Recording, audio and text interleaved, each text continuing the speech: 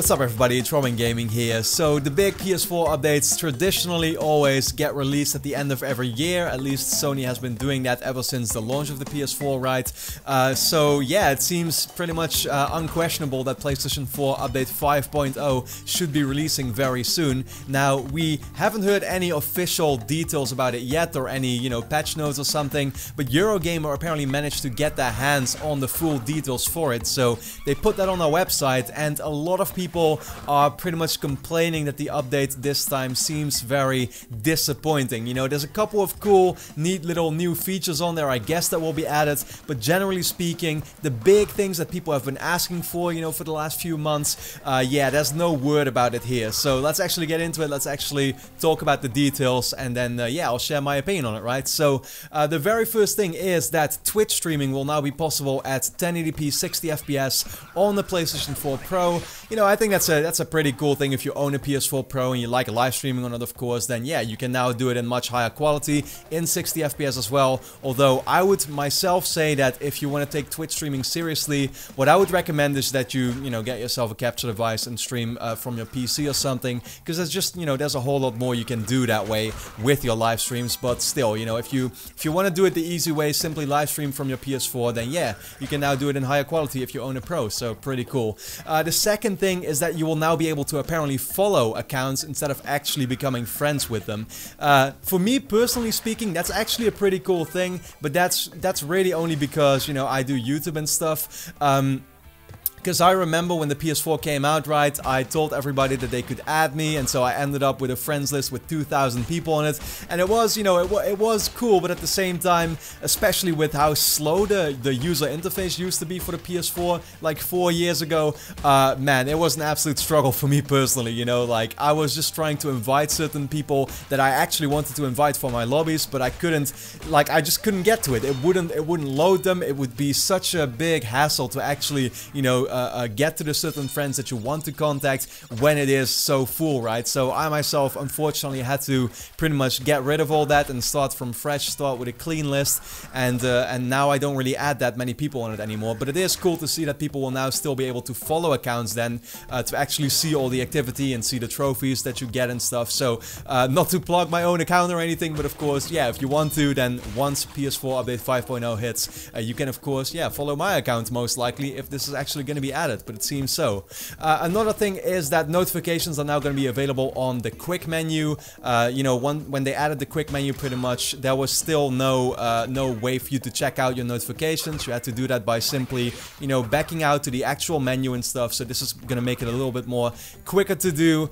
They're going to kind of rebrand or restart the PlayStation mobile app, is the rumors at least. So we'll see a new design for it, and maybe it's going to be a little bit quicker and easier to get to certain features that we want to see on the PlayStation mobile app. I don't really know if that's needed. I don't personally use it that much, so it's not too big of a deal to me.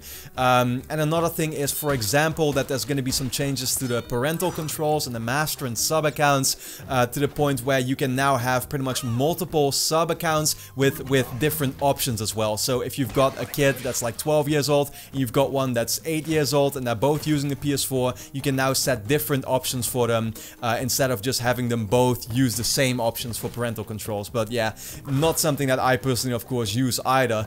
There's a couple more minor changes apparently that are going to be included, like push notifications for events, spectator comments on screen while broadcasting in VR mode, the ability to link broadcasts to a PlayStation community, and support for 7 more languages, which are Czech, Thai, Greek, Indonesian, Vietnamese, Romanian, and Hungarian. And that is pretty much all there's to it. There's maybe a few more things, really minor ones, that you can check out with the link in the description that I'll make sure to put there. But yeah, that's like all there is to it. And the thing is that I am personally pretty happy with the way the PS4 is right now, and I think it mostly contains all of the features that I wanted to have, so I don't really have too much to complain myself, and I don't really mind that much.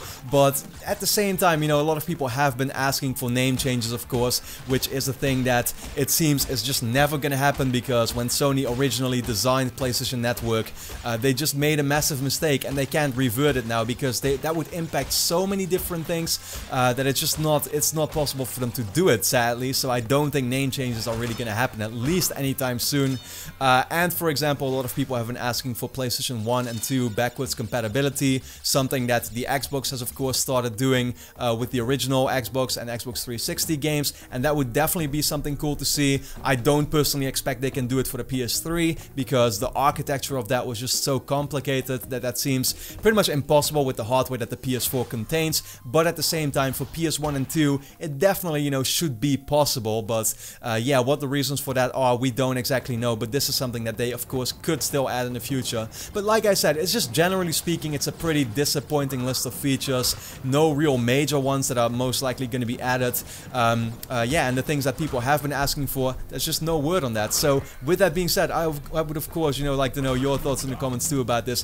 What would you personally like to see in a new PlayStation 4 update, and what do you think of the list that right now is out there that is most likely legit, and the things that are going to be added? So with that being said, let me know your thoughts in the comments, and then for now, hope you enjoyed the video, so leave a quick like to help support my channel. And I want to really quickly add one more thing actually, now that I think about it.